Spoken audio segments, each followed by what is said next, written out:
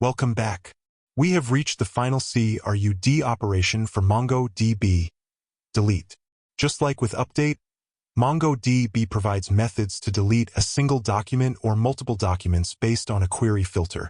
This is the simplest operation, but you must be careful with your filter.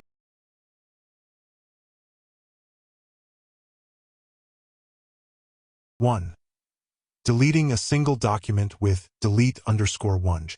The delete_1 method requires only one argument, the query filter dictionary.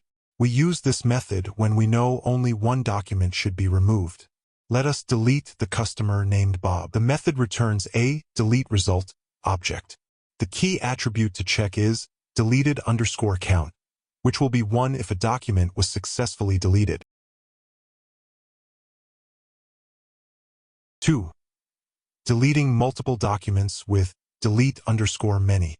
To remove all documents matching a specific condition, we use delete_many.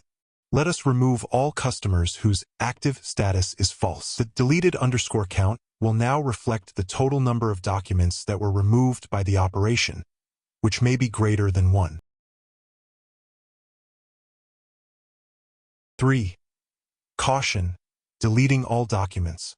If you pass an empty dictionary to delete_many, MongoDB will delete every single document in the collection. Always make sure your filter is correct to avoid massive data loss.